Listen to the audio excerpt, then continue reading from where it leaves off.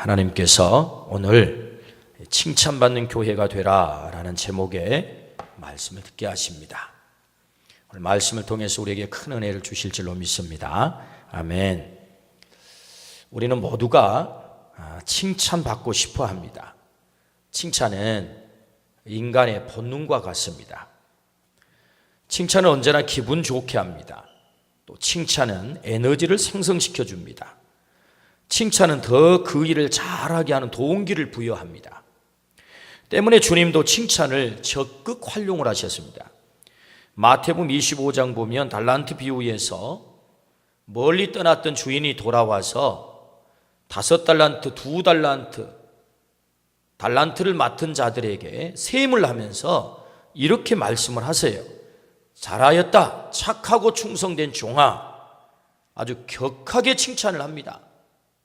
잘했다, 착하고 충성된 종아. 주님도 칭찬을 사용하세요. 인간의 본능 가운데 이 칭찬이 너무너무 중요한 것을 알고 있으셨지요. 주님은 우리를 향하여 오늘 또 꼭 하고 싶으신 말씀이 있습니다. 그것은 잘했다, 착하고 충성된 종아라는 이 말씀을 우리에게도 하고 싶어 하십니다. 왜냐하면 칭찬은 듣는 사람이 기분이 좋지만 그러나 칭찬하는 사람도 기분이 좋은 것입니다.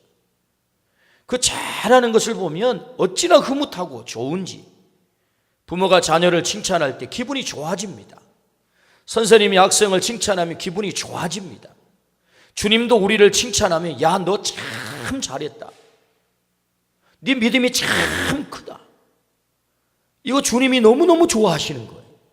그래서 오늘 또 주님은 우리를 칭찬하기 좋아하시고 또 우리 교회를 칭찬하기를 좋아하시고, 그래서 주님이 기뻐하기를 원하시는 것이 주님의 마음이다.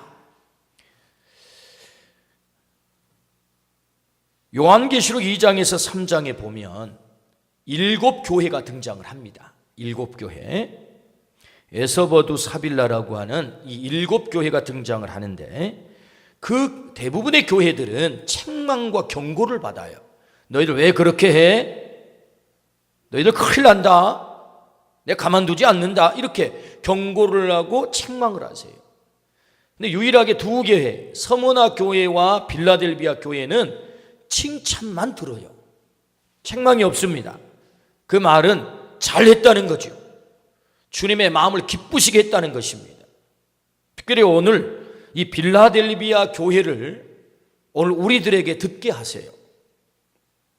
칭찬받는 빌라델비아 교회를 우리에게 듣게 하신 이유, 그것은 우리 교회도 빌라델비아 교회처럼 칭찬 들으면 좋겠어, 이것이 주님의 마음입니다. 우리의 신앙이 주님 앞에서 빌라델비아 교회처럼 칭찬 듣기를 원하시는 것이 주님의 마음이다. 우리는 왜 이 시점에서 칭찬 듣는 빌라델비아 교회에 대해서 들어야 합니까? 이런 질문을 해볼 수 있어요. 오늘은 우리 교회 창립 51주년 생일입니다. 51년 전 1965년 이 땅의 역사는 말할 수 없는 어려운 시절이었습니다. 6.25가 끝난 지 겨우 10여 년 지났을 뿐입니다. 절대 가난과 싸워야 했고, 질병과 싸워야 했고, 무지와 싸워야 했습니다. 당시 방림동은 시내 중심에서 벗어난 변두리 지역입니다. 지금이야 방림동이 광주의 중심이 된 것 같아요. 양림동과 봉선동이 딱 싸고 있잖아요. 이게 센터에 들어있는 것 같아요. 근데 과거에는 그렇지 않았지. 사실은 한참 시내에서 벗어난 변두리와 같은, 그래서 주변이 다 논밭으로 구성이 되어 있는 그런 곳이었다고 합니다. 외롭게 힘겹게 방황하는 영혼을 살리고 회복시키고 구원하라고 이 방림동에 구원의 방주를 세우신 것입니다. 15분의 어른들과 몇 명의 어린이들이 미약하지만 첫 예배를 드렸어요. 우리 여기에도 그때 예배에 참여하셨던 분도 앉아 계세요. 얼마나 귀한지 모릅니다. 에베네셀 주님께서 50년 역사 가운데 지켜주셨어요. 숱한 어려움 가운데서도 굴하지 않고 여러 가지 시험이 있었지만 그것을 잘 이겨내게 하시고 오늘까지 하나님 지켜주셔서 이제 100년을 향해서 비상하라, 이렇게 우리를 향해서 말씀하는 겁니다. 주님이 우리를 향해서 기대하세요. 어떤 기대요? 너희는 칭찬받는 교회가 되어야 되겠다. 빌라델비아 교회가 칭찬받는 교회인 것처럼 앞으로 100년을 향하여 너희가 달려나가야 될 터인데 칭찬받는 교회가 되면 좋겠어. 우리가 여기서 옆으로 잠깐 가서 여러분, 교회에 대한 이해를 우리가 하고 지나가야 합니다. 우리는 교회하면 그저 방림교회라고 하는 이 건물에 대한 생각으로 이렇게 끝나버릴 수 있는데 그렇지 않습니다. 고린도전서 1장 2절 말씀에 보면 예수 그리스도 안에서 거룩하여지고 성도라 부름을 받는 자가 하나님의 교회다라고 말씀을 하세요. 교회의 정의를 정확하게 해야 됩니다. 교회가 뭐냐? 교회란 예수 그리스도를 믿어서 거룩하게 된 성도가 교회예요. 성도는 거룩할 성자의 무리도자지요. 거룩한 무리, 어떻게 거룩하게 된 것입니까? 예수 그리스도를 구주로 고백하여서 구원받은 하나님의 자녀로서 성도, 그 성도가 교회인 거죠. 그렇다면 교회의 실체가 뭡니까? 방림교회의 실체가 뭐예요? 교회가 칭찬만 받아야 되겠다, 칭찬받는 교회가 되어야 되겠다고 했을 때 도대체 누가 칭찬받아야 된다는 겁니까? 이 건물이 칭찬받는 겁니까? 아닙니다. 오늘 내가 방림교회인 줄로 믿습니다. 왜요? 내가 성도이기 때문에. 성도가 교회이기 때문에. 예수 그리스도를 구주로 고백하여 거룩하게 된 그 자가 교회이기 때문에. 그러므로 오늘 이 말씀은 우리 교회를 향하여 주신 말씀이면서 직접 나에게 주신 말씀, 너는 칭찬받는 교회야, 이거 주님이 말씀하는 겁니다. 오늘 우리 모두가 이 칭찬받는 교회가 되기를 주의 이름으로 축원합니다. 이것이 주님이 우리를 향한 기대다. 그렇다면 도대체 빌라델비아 교회는 무엇 때문에 칭찬을 받았을까요? 첫 번째는 그럼에도 불구하고 말씀에 순종하는 교회다라고 말씀을 하십니다. 그럼에도 불구하고 말씀에 순종하는 교회, 좀 더 심각하게 표현해 보면 그럼에도 불구하고 말씀에 목숨을 거는 교회, 이 빌라델비아 교회였다는 겁니다. 오늘 본문 8절 말씀을 우리 같이 한번 읽어보십시다. 8절 시작. 볼지어다 내가 내 앞에 열린 문을 두었을 때 능히 닫을 사람이 없으리라. 내가 내 행위를 아노니 네가 작은 능력을 가지고서도 내 말을 지키며 내 이름을 배반하지 아니하였도다. 아멘. 여러분, 이 말씀을 한번 보십시오. 작은 능력을 가지고서도 내 말을 지키지 않았고 내 이름을 배반하지 않았다는 겁니다. 한 번 더 보실까요? 말씀 여러분 10절 말씀, 10절, 오늘 본문 10절 앞에 상반절 부분만 보시면 10절 내가 나의 인내의 말씀을 지켰은즉, 내가 나의 인내의 말씀을 지켰다는 거예요. 인내라고 하는 단어가 왜 들어가는 겁니까? 고통스러운 그런 환경과 문제가 있음에도 불구하고 그 말씀을 포기하지 않고 그 말씀을 붙잡고 지키는데 대단히 인내가 필요하고 어려움이 있지만 내 말씀을 너희가 지켰다는 거예요. 그러니까 여러분, 빌라델비아 교회, 그 빌라델비아 교회를 향하여 주님이 뭘 칭찬해요? 작은 능력을 가지고 내 말씀에 목숨을 걸고 그 말씀을 지켰다. 그럼에도 불구하고 말씀에 순종했다. 오늘 성경에 보면 내가 내 행위를 안다 이렇게 말씀하세요. 여기 내가는 주님을 말하지요. 심판의 왕, 심판주가 되시는 만왕의 왕, 그 주님께서 네 행위를 안다. 우리의 행위를 다 안대요. 주님은 우리의 모든 행위를 익히 아시는 분인 줄로 믿습니다. 주님 앞에 숨겨질 우리의 행동은 아무것도 없는 것입니다. 그래서 마지막 때에 요한계시록 20장에 보니까 우리의 모든 행위가 책들에 기록이 되어서 마지막 날 생명책에 그 이름이 기록된 사람과 그리고 그 행위의 책을 가지고 우리를 심판한다. 이렇게 성경이 정확하게 말씀을 하세요. 모든 것을 아시는 주님께서 네가 작은 능력을 가지고도 내 말을 지켰다. 그렇게 말씀을 하십니다. 대단한 칭찬이거든요. 빌라델비아 교회의 순종은 그냥 순종이 아닙니다. 작은 작은 능력을 가졌다, 그것으로 순종했다, 이렇게 사족을 붙이고 있어요. 이 말씀은 순종할 만한 조건이 돼서 순종했다가 아닙니다. 도저히 순종할 수 없는 형편 속에서 순종했음을 말씀합니다. 그래서 우리는 이것을 그럼에도 불구하고 순종이라고 이름을 붙여볼 수 있습니다. 순종할 수 없는 형편 가운데 순종했다는 거예요. 주님의 말씀은 순종하기 쉬운 말씀도 있지만 순종하기 대단히 어려운 말씀도 사실은 있습니다. 핑계대자면 빌라델비아 교회는 핑계댈 것이 많아요. 하나님 이래서 순종하지 못했고요, 저래서 순종하지 못했고요, 이래서 하지 못했고요, 저래서 하지 못했고요, 이렇게 핑계대도 사실 할 말이 없어요. 왜? 그 상황이 너무 엄혹하기 때문에. 빌라델비아 교회는 당시에 두 거대한 세력에게 공격을 당하고 있었습니다. 첫 번째 세력은 세계를 제패한 로마입니다. 빌라델비아라는 도시는 동방의 관문이라는 이름이 붙어져 있었습니다. 교통의 요충지로서 사통팔달한 지역에 그 교회가 위치해 있었던 거지요. 그러니까 상업이 발달합니다. 교통의 요충지입니다. 때문에 이런 교통의 요충지고 중요한 지역에는 반드시 로마가 식민지 정책을 하면서 어떤 일을 하느냐 하면은 그 도시에 황제 숭배 신전을 지어요. 그래서 로마가 세계를 정복할 때에 정신으로부터 완전히 정복하지 않으면 식민지를 온전히 정복할 수 없다라는 생각에 정복하는 땅마다 요충지마다 뭘 세워요? 황제 숭배 신전을 재우는 것입니다. 마치 일본이 우리나라를 강점해가지고 신사를 지어가지고 신사를 참배하게 한 것처럼 똑같아요. 그래서 로마는 세계를 그렇게 정복을 하면서 그렇게 지배를 하고 있는 것입니다.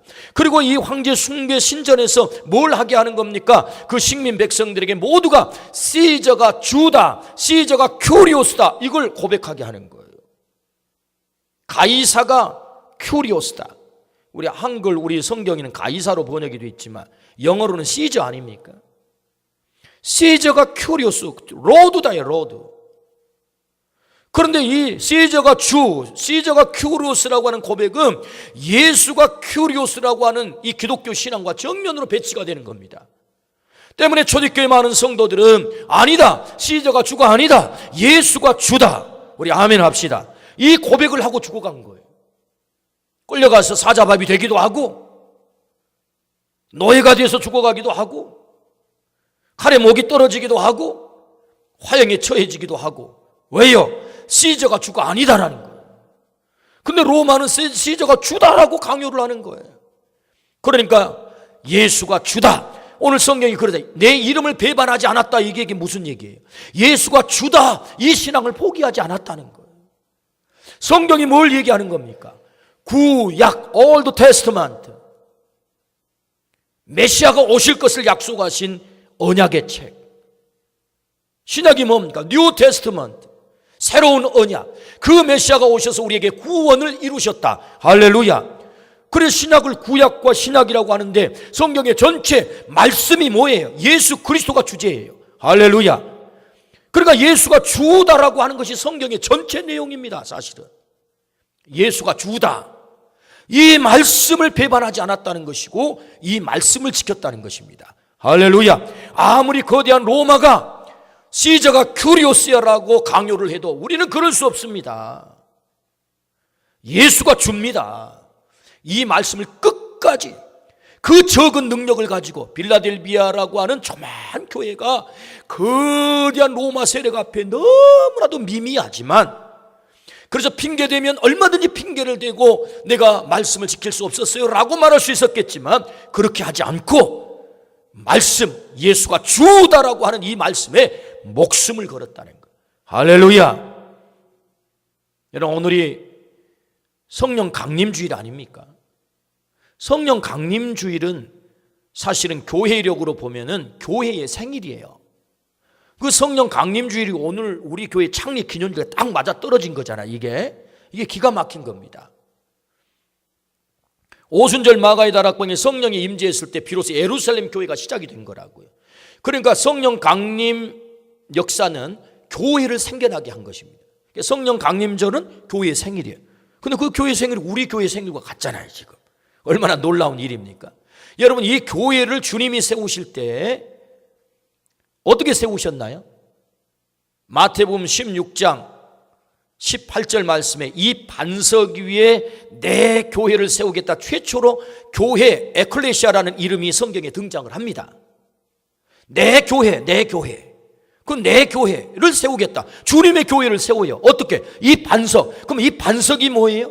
마태복음 16장 16절에 주는 그리스도시요 살아계신 하나님의 아들입니다 라는 베드로 사도의 신앙의 고백이라고 하는 반석 위에 내 교회를 세우겠다, 그 말이에요. 이 얘기가 무슨 얘기입니까? 예수가 주입니다. 이 고백을 하자 예수님이 너무너무 기분이 좋아가지고, 맞아, 그 고백 위에 내 교회는 세워지는 거야. 그래서 신앙의 고백 위에 교회가 세워졌다는 겁니다. 할렐루야. 그 신앙의 고백이 뭐예요? 예수가 주다예요. 예수가 주. 필라델비아 교회는 그 거대한 로마의 공격 앞에 이 말씀을 지킨 거예요. 그럼에도 불구하고 그 말씀을 끝까지 지키고 순종했다. 오늘 우리의 믿음이 세상의 어떤 거대한 세력 앞에서도 꺾이지 아니하고 예수가 주다라고 고백하기를 주의 이름으로 축원합니다. 이게 필라델비아 교회의 칭찬받은 모습이에요. 필라델비아 교회가 두 번째 공격받은 세력이 있어요. 그것은 유대인들입니다. 유대인들. 오늘 계시록 3장 9절 말씀에 보면 이렇게 말씀합니다. 보라, 사단의 회당 곧 자칭 유대인이라 하나 그렇지 아니하고 거짓말하는 자들 중에서 몇을 내게 주어 그들로 와서 내 발 앞에 절하게 하고 내가 나를 사랑하는 줄 알게 하리라. 보라, 사단의 회당 곧 자칭 유대인이라 하나. 자, 유대인들이 있어요. 근데 그들이 누구냐? 사탄의 회당을 형성을 했다는 거예요. 여러분, 빌라델비아라고 하는 도시에는요 유대 회당이 있었어요, 실제로. 근데 이 유대인들은 그리스도인들, 다시 빌라델비아 교회의 이 그리스도인들을 회당에서 다 쫓아내버렸어요. 그리고 문을 닫아버렸어요. 이 그리스도인들은 적어도 같은 하나님을 믿기에 이해해 줄 줄 알고 받아들여 줄 줄 알았어요. 그런데 이 유대인들이 한술 더 떠서 그리스도인들을 추방을 하고 쫓아낸 것입니다. 문을 닫아버린 것입니다. 철저히 배격하고 상종도 하지 않았습니다. 때문에 빌라델비아 교회는 거대한 로마의 세력 앞에 공격을 당했을 뿐만 아니라 유대인들로부터 또 공격을 당하는 거예요. 그러니까 안팎으로 이 빌라델비아 교회는 어려움을, 공경 속에 있었습니다.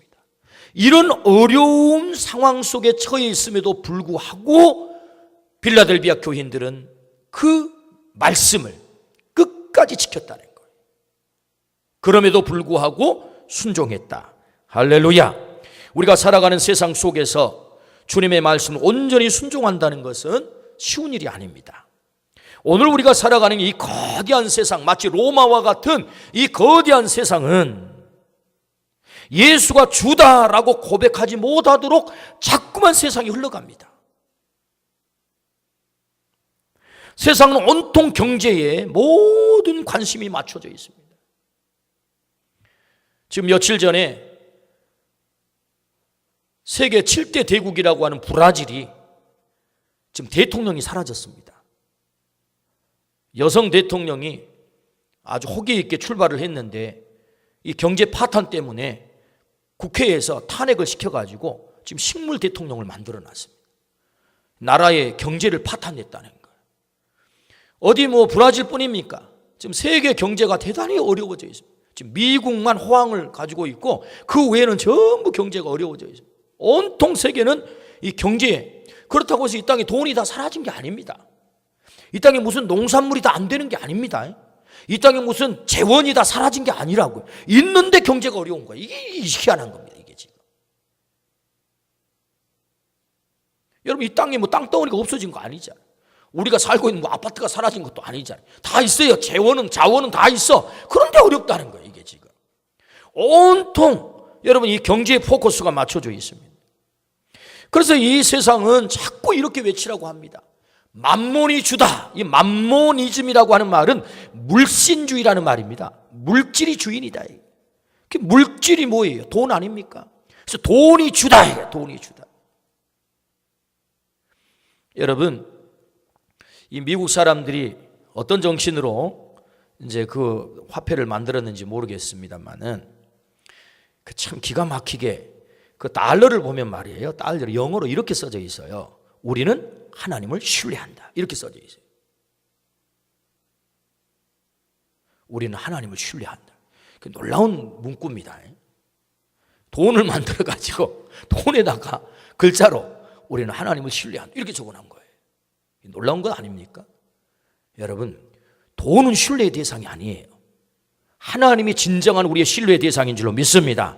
돈이 주다라고 이 거대한 세상은, 로마와 같은 거대한 세상은 마치 빌라델비아 교회를 향하여 로마 숭배를 하면서, 황제를 숭배하면서 시저가 주야라고 그렇게 강압하는 그 세계 속에서 빌라델비아 교회는 아니다, 예수가 주다 고백한 것처럼 이 세상이 마치 그와 같이 우리에게 돈이 주다, 경제가 주다, 만몬이 주다 라고 강요하는 이 세상 속에 아니다, 예수가 주다 라고 우리에게 고백하기를 원한다는 거예요.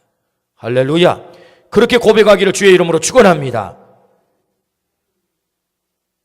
예수가 줍니다. 예수님이 소망입니다. 그럼에도 불구하고 말씀에 순종했던 빌라델비아 교회처럼 오늘 우리가 그럼에도 불구하고 말씀에 순종하기를 주의 이름으로 축원합니다. 아멘. 주님은 마지막 때를 이렇게 예견하셨어요. 누가복음 18장 8절 말씀에 내가 너희에게 이르노니 속히 그 원한을 풀어주시리라. 그러나 인자가 올 때에 세상에서 믿음을 보겠느냐. 우리 주님이 오시는 마지막 날에 이 땅에 믿음을 보겠느냐 그래요. 이 말은 믿음을 갖고 끝까지 이겨내는 사람이 드물다 그 말이죠. 없는 건 아니지만 드물다 그 말. 말씀을 끝까지 순종하는 사람이 드물다 그 말이에요.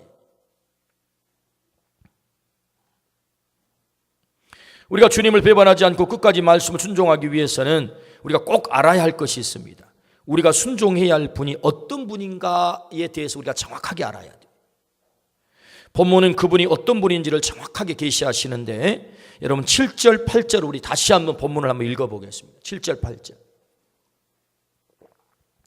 빌라델비아 교회의 사자에게 편지하라. 거룩하고 진실하사 다윗의 열쇠를 가지신 이 곧 열면 닫을 사람이 없고 닫으면 열 사람이 없는 그가 이르시되 볼지어다 내가 내 앞에 열린 문을 두었을 때 능히 닫을 사람이 없으리라. 내가 내 행위를 아노니 내가 작은 능력을 가지고도 내 말을 지키며 내 이름을 배반하지 아니하였도다. 아멘.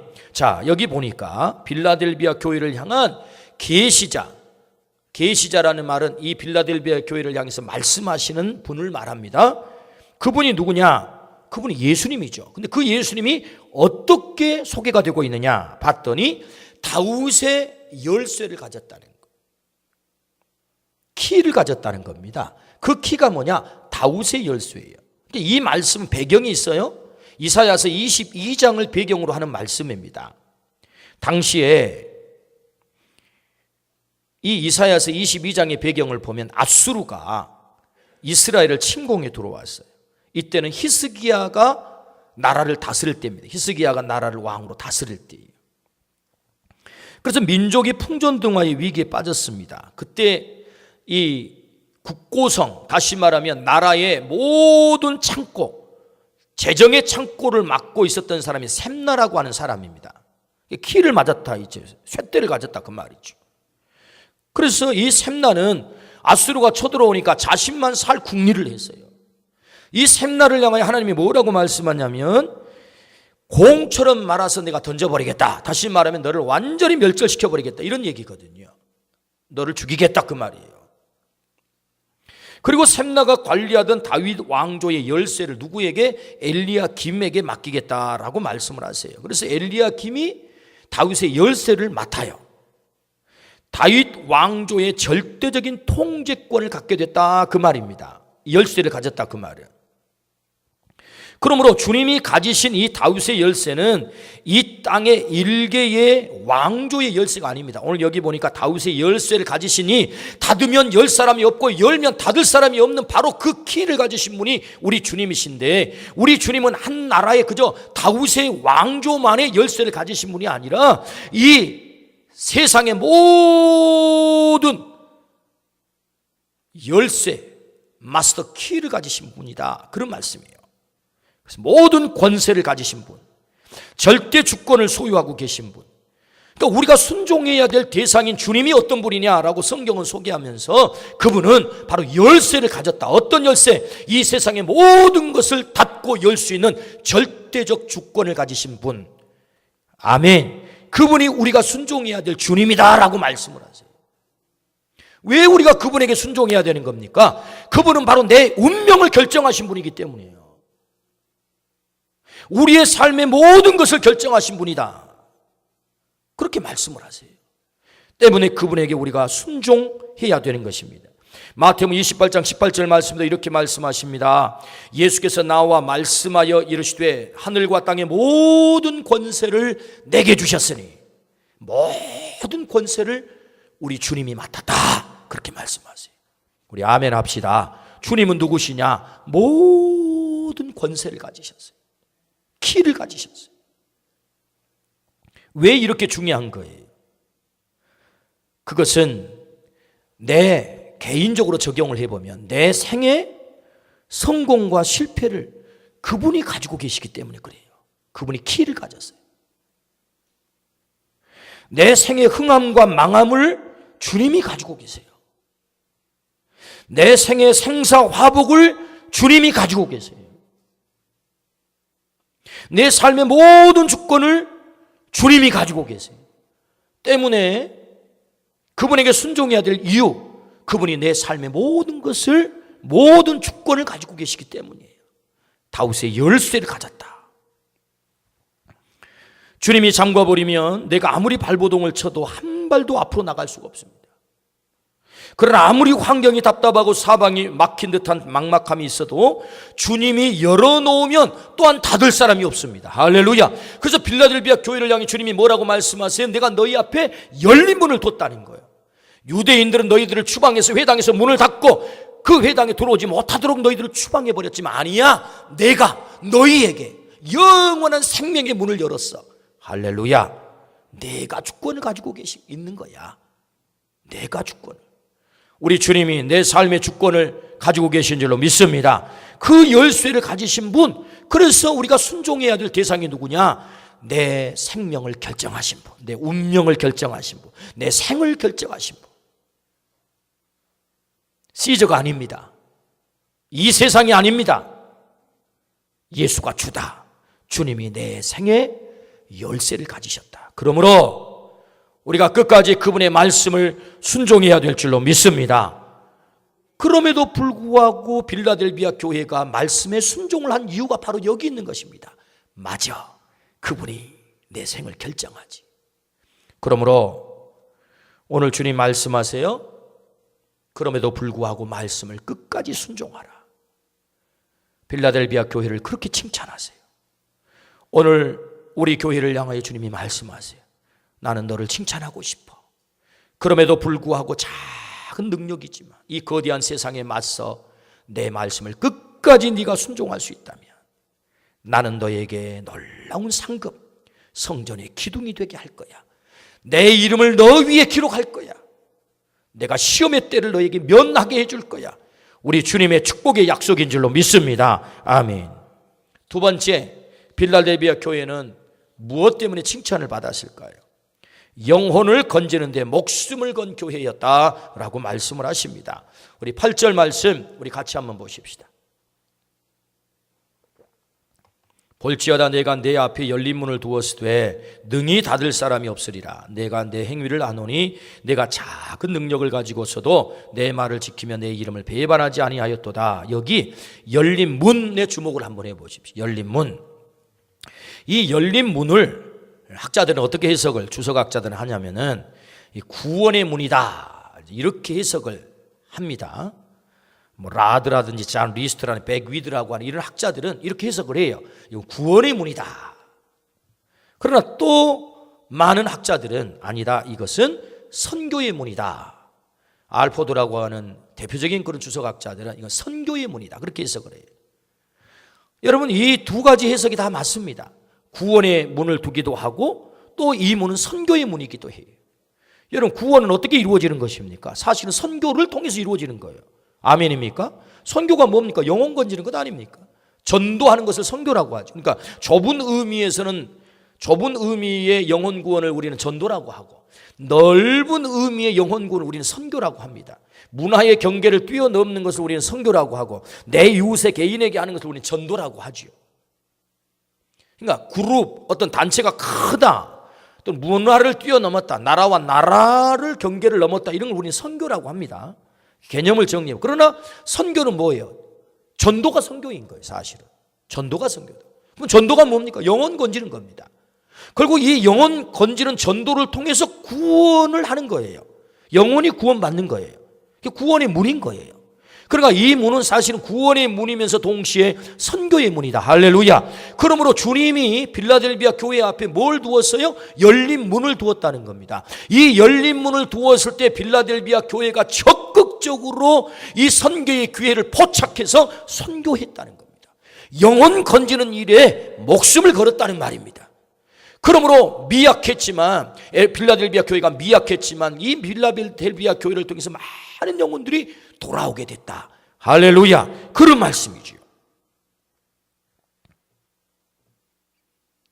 주님이 떠나면서 남기신 가장 중요한 말씀이 무엇일까요? 신약성경 전체를 정리해보면, 복음서, 특별히 복음서를 정리해보면 예수님이 우리에게 남기신 말씀, 가장 중요하고 가장 위대한 말씀을 정리를 해보면 위대한 계명과 위대한 명령으로 압축할 수 있어요. 위대한 계명은 마태복음 22장에 하나님을 사랑하고 내 이웃을 내 자신과 같이 사랑하고, 이것이 위대한 계명이에요. 그리고 위대한 명령은 너희는 가서 모든 민족으로 제자를 삼아 아버지와 아들과 성령의 이름으로 세례를 주고 내가 너희에게 분부한 모든 것을 가르쳐 지키게 하라. 이게 위대한 명령이에요. 그러니까 주님이 이 땅에서 남기신 말씀들이 많지만 그 모든 말씀을 축약해서 정리를 딱 해보면 위대한 계명과 위대한 명령으로 딱 압축할 수 있다고. 위대한 명령이 뭐예요? 너는 뜻을 다하고 마음을 다하고 목숨을 다하여 내 하나님을 사랑하라. 내 이웃을 내 자신같이 사랑하라. 여기에 주님이 이 땅에서 행하신 모든 일들이 다 포함되어 있는 거예요. 사실은. 그러면 여러분, 내 이웃을 내 자신같이 사랑하라, 어떻게 할 수 있는 겁니까? 그래서 주님은 위대한 명령을 하세요. 너희는 가서 모든 민족으로 제자를 삼아 아버지와 아들과 성령의 이름으로 세례를 주고, 다시 말하면 전도해서 영혼 건져 그를 세례를 베풀고 그를 제자 삼는 것, 이것이 너의 이웃을 가장 잘 사랑하는 것이다. 할렐루야. 그러니까 뭐예요? 영혼 건지는 것이야말로 이웃을 가장 잘 사랑하는 것이다 라는 말씀이죠. 그러므로 빌라델비아 교회는 하나님의 말씀을 목숨을 걸고 순종했어요. 그럼에도 불구하고 그 순종한 구체적인 내용이 뭡니까? 바로 선교하는 교회였다는 거예요. 영혼을 건지는 교회였다. 그 말씀에 순종해서 하나님이 열린 문을 두었을 때, 빌라델비아 교회 앞에 선교의 문을 열었을 때 그 선교의 문이 닫히지 않도록 계속해서 영혼을 건지는 그 사명을 감당했다. 할렐루야. 그러므로 우리 주님이 빌라델비아 교회를 칭찬했던 이유, 그것은 너는 영혼 건지는 일에 목숨을 걸고 있구나. 그러므로 칭찬을 하는 것입니다. 오늘 본문 10절 말씀에 이렇게 말씀합니다. 내가 나의 인내의 말씀을 지켰은즉. 말씀을 지키는데 인내가 필요해요. 고통스럽다는 거죠. 여러분, 영혼을 건진다고 하는 것은 결코 쉬운 일이 아닙니다. 어려운 일입니다. 실제로 영혼 건지기 위해서 예를 써보신 분들은 다 아시겠지만 정말 영혼을 건지는 일은 인내의 말씀을 지키는 것과 똑같아요. 목요 전도대가 전도를 합니다. 이번 지난 주일날 목요일 날도 여러분이 나오셔서 전도를 하셨어요. 장로님 한 분이 쫙 넥타이를 메고 양복을 아주 멋지게 입으시고 머리에 기름을 쫙 바르시고, 전도할 때 잘 차려입고 나가야 됩니다. 멋지게 하고 나가야 돼. 그래서 아주 틀이 마치 어느 큰 회사의 회장님 같아요. 틀이 근사하세요. 그래가지고 전도를 하러 딱 나와서 전도지를 들고 교회 앞에서 전도를 하세요. 얼굴에 만면의 웃음을 띠면서 머리가 좀 희끗희끗해 하신 우리 장로님께서 회장님 포스로 가서 전도를 하면 지나가는 사람들이 다 구신구신하면서 와, 이렇게 귀한 전도지를 주나, 이렇게 받을 것 같은데 어떤 사람은 그것을 받고 그냥 휙 지나가기도 하지만 어떤 사람들은 싫어요? 안 돼요?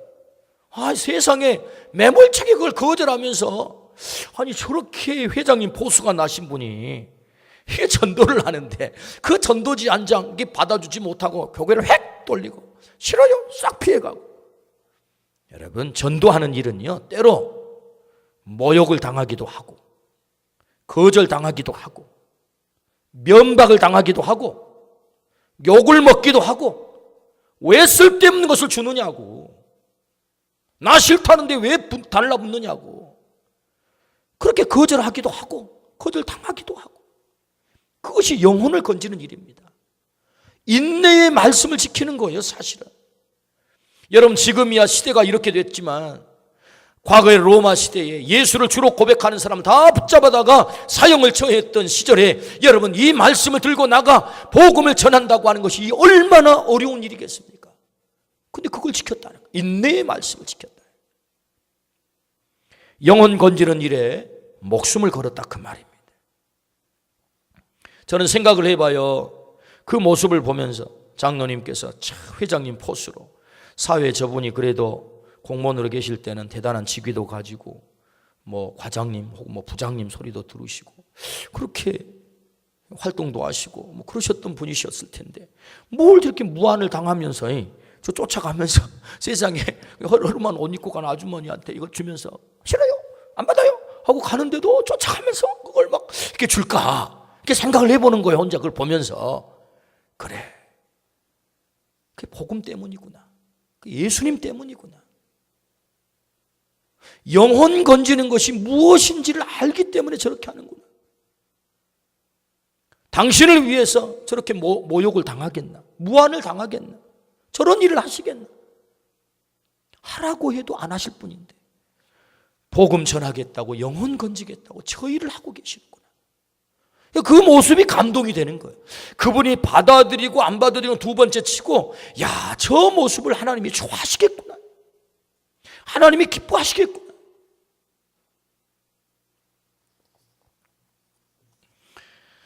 빌라델비아 교회는 영혼 건지는 데 목숨을 걸었습니다. 이번 주에 나온 신문, 우리 교회 신문에 제가 꼭 그렇게 해야 합니까? 라는 제목의 글을 썼어요. 여러분들 가지고 가시고 꼭 한번 읽어보시겠습니다만은, 이 전도에 대한 부정적인, 영혼 건지는 것에 대한 부정적인 4가지 질문에 대한 대답을 했어요.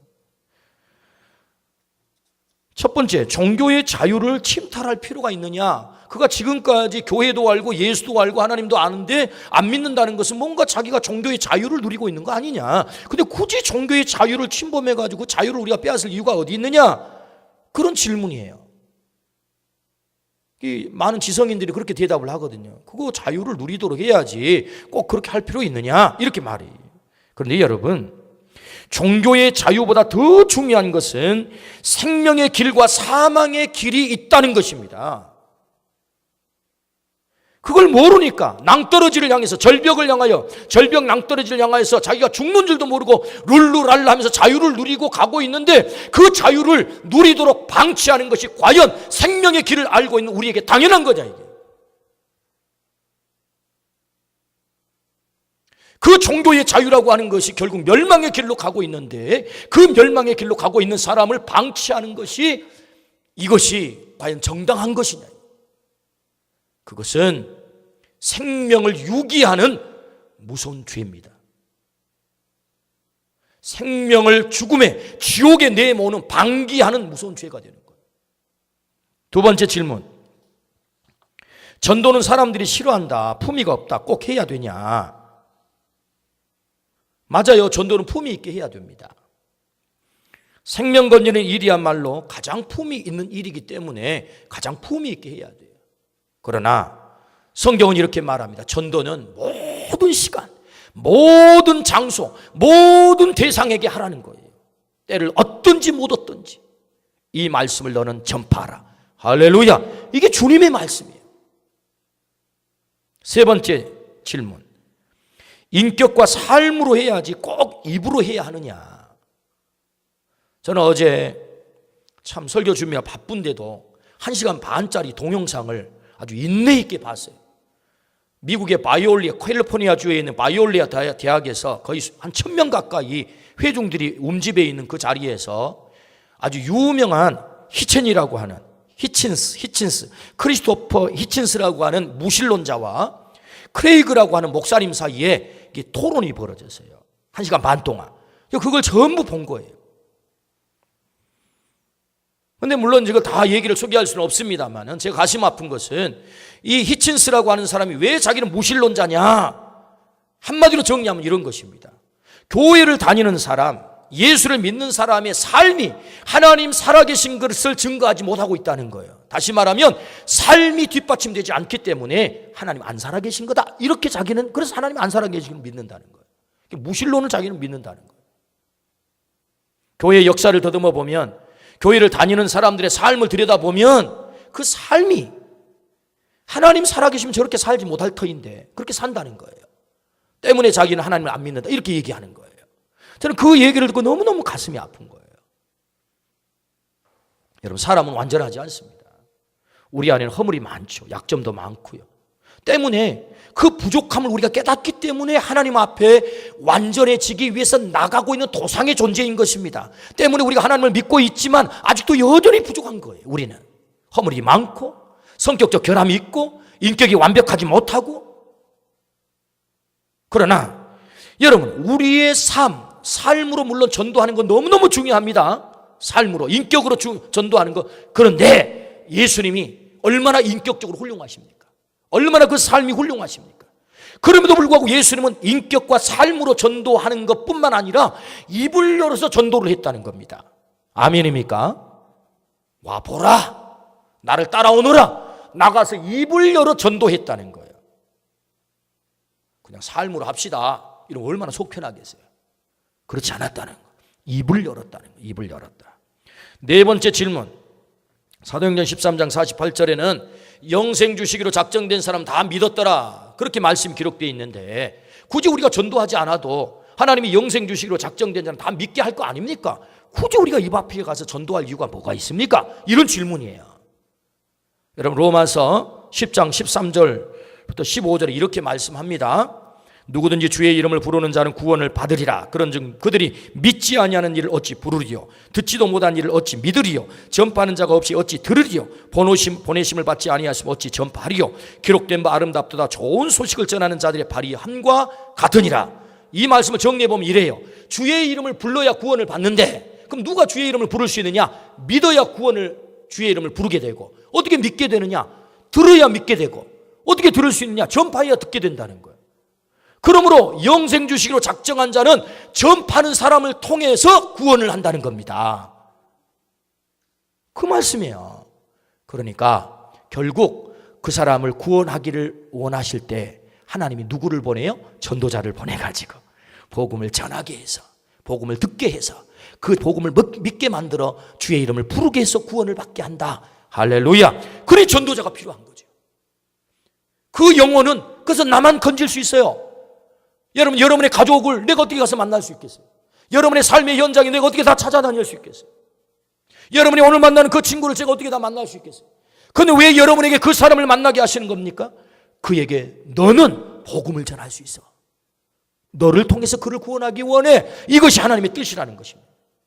그러므로 제가 이 글의 마지막 결론을 뭐라고 맺었느냐 하면, 꼭 그렇게 해야 됩니까? 예, 꼭 그렇게 해야 됩니다라고 결론을 맺었어요. 전도해야 되는 겁니다. 그러므로 필라델비아 교회 우리 주님이 칭찬하셨어요. 뭐 때문에 칭찬하셨느냐? 첫 번째는 그럼에도 불구하고 말씀을 끝까지 순종했다. 작은 능력을 가지고. 두 번째는 영혼 건지는 이 선교의 문이 닫히지 않도록, 영혼 건지는 문이 닫히지 않도록 우리 주님이 열린 문을 두었을 때 영혼 건지는 데 목숨을 걸었던 교회. 할렐루야. 우리 주님이 우리 교회를 향하여서 칭찬하고 싶어 하세요. 100년이 되고 200년이 되는 우리 교회를 향하여서 어떻게 하면 칭찬받을 수 있습니까? 말씀에 순종하라. 두 번째, 영혼 건지는데 목숨을 걸라. 우리 교회가 이 땅에 존재하는 이유, 나를 먼저 믿게 해서 불러주신 이유가 있는데, 그것은 오늘 나를 향하여 나는 너를 칭찬하고 싶어. 어떻게? 너 말씀에 순종해야 되겠어. 너 영혼 건지는데 목숨을 걸어야 되겠어. 오늘 우리 모두가 이 거룩한 일에 순종하기를 주의 이름으로 축원합니다. 아멘. 기도하십시다.